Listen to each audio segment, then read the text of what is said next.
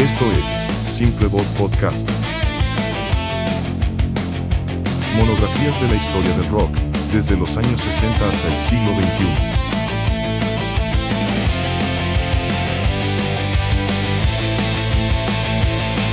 Conducido por Marisa Simpson y Juan Pleite. A ver, pensemos un poquito en el 13 de julio de 1985. O sea, un día en que, con el sol pegando en Londres y Filadelfia, la música intentó hacer algo, pues, increíble. Unir al planeta para, alimentar al mundo. Ese era el rollo de Live Aid. Sí, fue un evento de una escala, nunca antes vista. Nació de la pura conmoción ante una tragedia, ¿no? Y la urgencia de actuar, de mover a millones contra la hambruna que estaba, pues, devastando Etiopía. Hoy justo vamos a meternos a fondo con Live Aid, ese concierto benéfico gigantesco que marcó toda una era. Vamos a usar crónicas de sus años, análisis que se hicieron después, testimonios de la gente que estuvo ahí y, claro, datos históricos para tratar de entender qué onda con todo eso. La meta es, no solo ver qué pasó en Live Aid, sino entender bien su contexto, los momentos más impactantes, lo que nos dejó y, obvio, las polémicas que siempre surgen con eventos así de grandes. Exacto. Va a estar intenso, creo yo. Órale, pues empecemos a desmenuzar esta historia. Mira, todo empezó con un reportaje de Michael Burke de la BBC en octubre del 84. Le mostró al mundo así sin filtros el horror de la hambruna en Etiopía. Dijo que era como un infierno bíblico. Las imágenes eran, terribles. Y el testimonio de una enfermera, Claire Berchinger, que tenía que decidir a quién ayudar entre miles. Eso pegó durísimo. Uf, sí, esas imágenes fueron un shock directo. Bob Geldof, que en ese entonces era el líder de The Boomtown Rats, las vio y sintió como una necesidad casi física, ¿no? De no quedarse nomás mirando. Así es. Y esa conmoción, pues rápido se convirtió en acción. Geldof le habló a Mitch Ure, de Ultravox, y juntos empezaron a llamar a toda la crema innata del pop y rock británico de ese momento. Y de ahí, ándale, salió Band-Aid y la canción Do They Know It's Christmas. Juntaron a gente como Sting, George Michael, Duran Duran, Bono. Una lista impresionante. Y la canción fue un trancazo. Se volvió el sencillo más vendido en la historia del Reino Unido hasta ese momento. Recaudó como 8 millones de libras, mucho más de lo que esperaban. Ese primer éxito fue clave, la verdad. Demostró que la música podía recaudar un montón de lana, pero también dejó claro que la crisis en Etiopía era tan grande que necesitaban algo, pues, mucho mayor. Casi al mismo tiempo, en Estados Unidos, inspirado por esto, Harry Belafonte armó USA for Africa, con Michael Jackson y Lionel Richie escribiendo We Are the World y Quincy Jones produciendo ¡pum!, otro himno mundial que también rompió récords. Pero ni con esos dos exitazos, Geldof sentía que era suficiente. La crisis humanitaria era demasiado. Correcto, hacía falta mover todavía a más gente, y ahí empezó a surgir la idea de un concierto masivo. Algunos dicen que fue idea de Boy George, de Culture Club. El plan original era una locura. Querían conectar Wembley en Londres con el Madison Square Garden en Nueva York. Al final lo cambiaron por el JFK Stadium en Filadelfia porque, cabía más gente.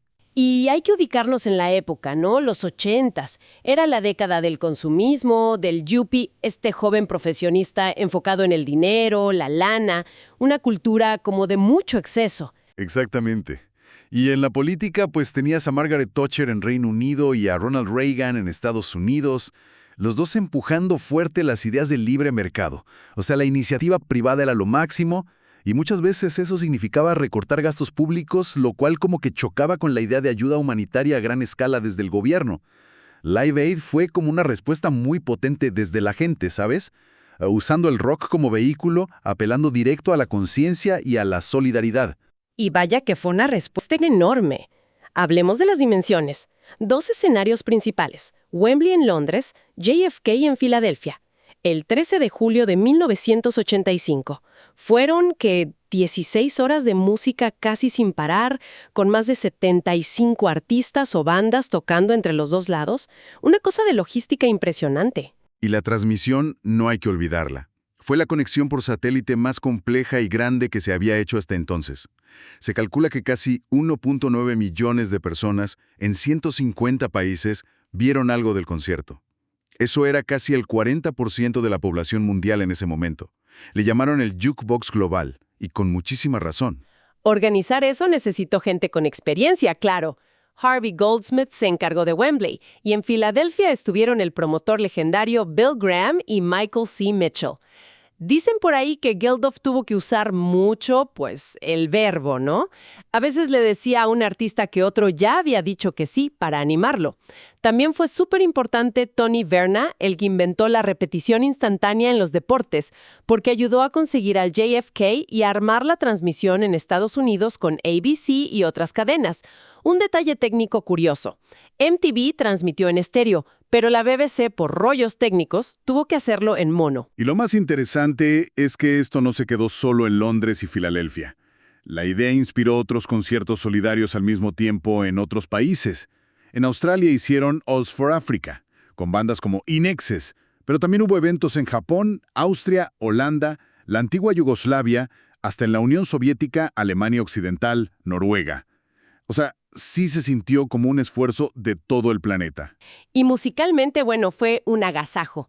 Abrió Status Quo en Wembley con Rockin' All Over the World, vimos leyendas del soul como The Four Tops en Filadelfia, y hasta el poder del heavy metal con Judas Priest y la reunión de Black Sabbath con Ozzy Osbourne. Una variedad musical increíble, la verdad, que mostraba el alcance del evento. Pero dentro de toda esa música, hubo actuaciones que no solo destacaron, sino que fueron un antes y un después para los artistas. Totalmente. A ver, piensa en U2. En ese momento iban para arriba, claro, pero todavía no eran los monstruos globales que son hoy. Durante una versión larguísima y muy emotiva de Bad, Bono vio que una chava estaba siendo aplastada contra las vallas por la gente. Y sin pensarlo, ¡pum!, saltó del escenario, que estaba altísimo, y la sacó a bailar. Fue un momento de conexión humana, súper inesperado en un evento de esa escala.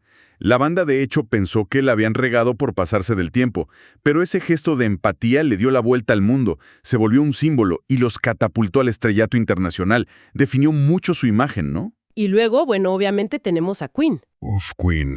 Para muchísima gente. Y sí, con razón. Esos 21 minutos en Wembley son como la cima del rock en vivo. Fue pura energía.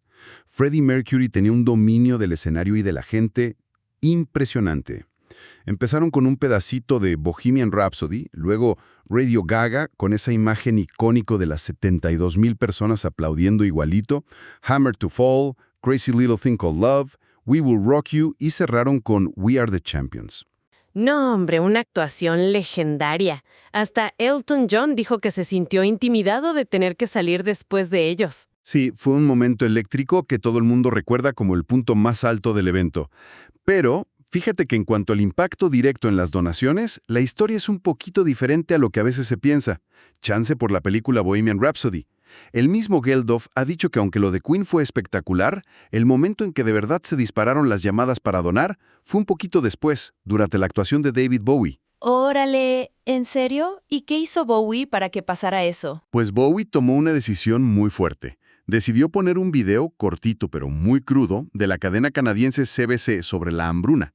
Para que le diera tiempo tuvo que quitar una canción de su set, 5 Years. Y después de eso dedicó Heroes a su hijo, a los hijos de todos los que estaban ahí y a los niños del mundo. Fue esa mezcla del video tan duro y la dedicatoria tan emotiva lo que hizo que las líneas telefónicas simplemente colapsaran de tantas llamadas. Vaya, eso sí le da otra perspectiva al impacto de cada quien. Claro que no todo fue perfecto ese día, ¿verdad? Hubo broncas técnicas importantes. Sí, claro. Paul McCartney, que cerraba en Wembley, tuvo problemas con el micrófono los primeros 2 minutos de Let It Be. La gente en el estadio casi no lo oía, aunque en la tele se oyó mejor por los micrófonos ambientales. Terminó cantando rodeado de Geldof, Bowie, Alison Moyet y Pete Townshend. Dicen que McCartney regrabó la voz al día siguiente para que se pudiera usar después. ¿Y la reunión tan esperada de Led Zeppelin en Filadelfia? Como que tampoco salió muy bien. Fue muy esperada, sí, pero musicalmente la verdad recibió muchas críticas. Se dijo que Robert Plant andaba con la voz medio ronca, que Jimmy Page traía la guitarra desafinada y quizás no estaba al 100. Y sobre todo se notó mucho que no habían ensayado. Phil Collins, que acababa de volar desde Londres, y Tony Thompson de The Power Station tocaron la batería, tratando de llenar el hueco de John Bonham, que no era nada fácil. El resultado fue... Accidentado. Dant hasta dijo que fue una atrocidad. Luego hubo dimes y diretes. Page culpando a Collins, Collins diciendo que no era su culpa. Fue tan irregular que la misma banda pidió que no la incluyeran en el DVD oficial de Live Aid que salió años después. The Who también se reunió en Wembley, era la primera vez desde 1982, y tampoco se salvaron de problemas. Hubo una falla técnica que cortó la transmisión justo en My Generation, y el bajo de John Entwistle no sonaba al principio. Pete Townshend, muy a su estilo, terminó rompiendo una luz del escenario que les avisaba que se estaban pasando de tiempo. La describieron como una actuación áspera pero correcta. Un día lleno de estos momentos, ¿no? Los brillantes y los que no salieron tan bien. Y también de anécdotas curiosas que le dan sabor. Como la aventura de Phil Collins, tocar en Wembley, helicóptero a Heathrow, subirse al Concorde a Nueva York, otro helicóptero a Filadelfia y otra vez a tocar. Hizo su set solo, tocó con Eric Clapton y luego con Led Zeppelin. Una jornada cañona. Y en el Concorde se encontró a Cher, que ni estaba invitada formalmente y la convenció de ir. Y Cher terminó cantando en el coro de We Are the World. También está el dueto explosivo de Mick Jagger y Tina Turner en Filadelfia con State of Shock y It's Only Rock and Roll. Pura energía. Jagger le arrancó un pedazo de falda a Turner y ella lo pisó sin querer con el tacón. La idea original era un dueto Jagger-Bowie entre continentes, pero la tecnología no dio para sincronizarlos bien. O las prioridades de Freddie Mercury, que cuentan que no quiso ir a saludar al príncipe Carlos y a Lady Di backstage porque prefirió quedarse echando chismecito con Elton John y David Bowie. También está la anécdota que cuenta Bono de que Freddie como que le tiró la onda en medio de todo el relajo. Y no hay que olvidar a Ronnie Wood de los Rolling Stones, salvando el momento prestándole su guitarra a Bob Dylan cuando se le rompió una cuerda en plena Blowing in the Wind. O la historia de Wham, que no pudieron tocar porque Elton John se alargó, pero George Michael se subió a cantar con Elton. Son esos detallitos los que hacen más humano un evento que fue de una escala casi inimaginable. Hablemos ahora del impacto más allá de la música. La lana que se juntó fue impresionante. Las cifras exactas cambian un poquito según quien las diga y el tipo de cambio, pero se calcula que se recaudaron entre 127 y 140 millones de dólares de ese entonces. La cifra final que más se menciona anda por los 150 millones de libras esterlinas. Y está la famosa historia, que no se sabe si fue exactamente así, del grito de Geldof en la BBC. Dicen que estaba frustrado porque no llegaban donaciones rápido, interrumpió al presentador que daba la dirección postal y gritó algo como: «Olviden la dirección, denos los malditos números de teléfono». Fuera así o no, ese momento de urgencia en vivo funcionó. Las donaciones se fueron al cielo, a 300 libras por segundo. Y fíjate qué curioso, Irlanda, que en ese momento estaba pasando por su propia crisis económica, fue el país que más donó por persona. Hasta hubo una donación de 1 millón de libras de la familia real de Dubái. Culturalmente, el legado es gigante, no hay duda. Live Aid marcó a toda una generación. Demostró el poder que tiene la música para mover a la gente por causas sociales a una escala nunca vista. Sentó un precedente para otros eventos como Farm Aid, que empezó ese mismo año, o los conciertos de Amnistía Internacional. Hizo que muchos artistas se pusieran a pensar más en su responsabilidad social. Pero el evento también tuvo sus críticas y controversias fuertes, que son parte de la historia también. Sí, claro. Una de las más graves, y que ha durado años, fue sobre a dónde fue a parar realmente el dinero. Ya desde 1986, la revista Spin, y luego un reportaje de la BBC en 2010, dijeron que chance una parte del dinero la había desviado el gobierno militar de Etiopía, el de Mengistu Haile Mariam, para comprar armas o para financiar sus políticas horribles de reasentar gente a la fuerza. Se dijo que organizaciones como Médicos Sin Fronteras ya habían avisado de eso, pero que Geldof como que no les hizo caso. Esas son acusaciones súper serias para un evento de caridad, ¿no? Gravísimas. Pero aquí es bien importante contar la historia completa. Después de investigar ese reportaje de 2010, la misma BBC tuvo que pedir una disculpa formal al Band Aid Trust, porque reconocieron que no tenían pruebas suficientes para decir que el dinero específico de Band Aid o Life Aid se usó para comprar armas. Además, el que era embajador británico en esa época, Brian Barder, también dijo que esas acusaciones generales no eran ciertas, que si acaso hubo algún desvío fue de una parte muy pequeña de ayuda que manejaban algunas ONGs en zonas rebeldes, no de la ayuda masiva que canalizó Band Aid, Life Aid en las zonas que controlaba el gobierno. Es un tema complicado, con varias versiones.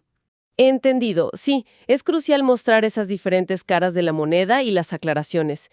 ¿Qué otras críticas importantes hubo contra Live Aid? Pues se señaló mucho la falta de diversidad, tanto racial como de género, entre los artistas. O sea, eran casi puros hombres blancos.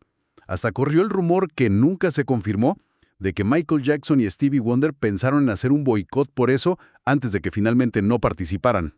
También se habló del complejo de Salvador Blanco, que es una crítica que sale seguido en estas iniciativas, ¿no? Sí. Y Geldof siempre ha rechazado eso con todo. Dice que es una tontería, un dogma ideológico. Su punto es que él vio un problema humanitario gravísimo y usó lo que tenía a la mano para intentar ayudar, sin importar de qué raza era nadie. Y no podemos olvidar el comentario de Bob Dylan desde el escenario en Filadelfia. Exacto. Dylan sugirió, chance sin pensarlo mucho, que una parte del dinero se usara para ayudar a los granjeros de Estados Unidos que estaban perdiendo sus tierras por deudas. Geldof lo criticó públicamente en ese momento, diciendo que no podías comparar perder tu modo de vida con perder la vida por hambre. Pero fíjate qué curioso, ese comentario de Dylan tuvo una consecuencia directa e inesperada. Inspiró a Willie Nelson, Neil Young y John Mellencamp a crear Farm Aid ese mismo año, un evento que todavía existe para apoyar a los agricultores familiares en EEU. Qué loco como un comentario polémico pudo sembrar la semilla de otra cosa tan duradera. Oye, ¿y qué se sabe del impacto real a largo plazo de la ayuda de Live Aid en Etiopía? Es difícil de medir, la verdad. Hubo un estudio económico en 2012 de Dercon y Porter que intentó ver si había diferencia en la estatura adulta entre niños que recibieron ayuda durante la hambruna y sus hermanos que no. Y no encontraron diferencias claras que se pudieran atribuir a la ayuda. Pero los mismos investigadores dijeron que su estudio tenía límites. No podían medir cuántas vidas se salvaron directamente, que era el objetivo principal de la ayuda de emergencia, sobre todo en medio de una guerra civil y con el Estado colapsado. Y esto se conecta con el debate más grande, que sigue hasta hoy, sobre si la ayuda internacional a gran escala siempre funciona o si a veces puede crear dependencia o apoyar a gobiernos problemáticos. Son temas complejos, sin duda. ¿Y cómo ve Geldof todo esto casi 40 años después? Él sigue defendiendo el proyecto con uñas y dientes. Cuenta seguido una anécdota de años después. Se encontró en Montreal con un mesero etíope que lo reconoció y, llorando, le dio las gracias. Le dijo: gracias por mis hijos, gracias por mi vida. Y le explicó que había crecido en un orfanato pagado por Band Aid. Para Geldof, esa conexión humana es la prueba final. Funcionó. ¿Y qué piensa ahora del poder de la música, viéndolo en retrospectiva? Es bastante práctico en eso. Reconoce que la música puede ser un llamado a la acción, una forma muy poderosa de crear conciencia y mover gente, pero por sí sola no cambia nada. Dice que se necesita voluntad y acción política real para lograr cambios que duren. Y tiene una visión medio escéptica sobre si se podría repetir algo como Live Aid hoy, ¿verdad? Sí, Geldof cree que sería imposible. Dice que la sociedad ha cambiado muchísimo. Piensa que Internet, aunque nos conecta, también nos aísla en nuestras propias burbujas, nuestras cámaras de eco. Que la música, como ahora es casi toda gratis y la consumimos a pedacitos, ya no tiene ese papel central como columna vertebral de la cultura que tuvo en 1985, capaz de juntar a casi a todo el mundo alrededor de un solo evento. Es un punto interesante sobre cómo ha cambiado todo el panorama de medios y cultura. Y sigue creyendo en la empatía como motor. Totalmente. La ve como el pegamento de la humanidad, la base de la civilización.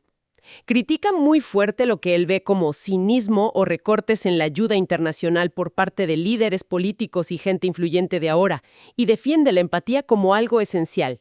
Su opinión, claro, la reportamos de forma neutral. Entonces, resumiendo un poco todo esto, Live Aid fue, no hay duda, un evento histórico. Un acto gigantesco de idealismo, una hazaña logística y mediática que nació de una reacción muy emocional a una tragedia. ¿Fue caótico? Sí, imperfecto, con momentos musicales brillantes e inolvidables y otros que mejor olvidar. Pero fue un intento real de usar la música para unir al mundo por una causa humanitaria urgente. Tuvo éxitos muy claros en cuanto a crear conciencia y juntar fondos, y dejó un legado cultural importante. Pero, como hemos visto, también generó debates necesarios y críticas muy válidas sobre cómo se hizo, a dónde fue el dinero, quiénes participaron y cuál fue su impacto real a largo plazo. No es una historia simple de héroes y villanos, para nada.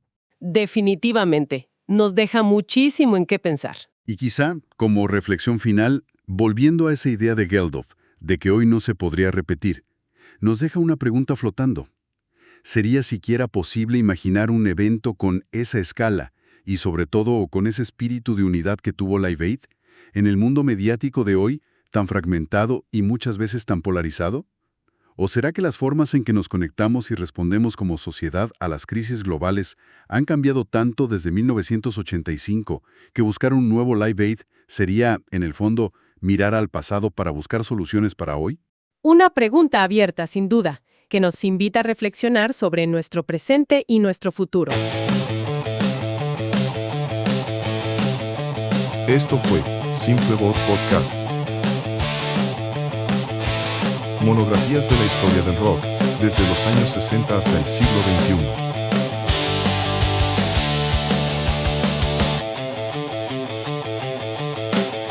Conducido por Marisa Simpson y Juan Pleite.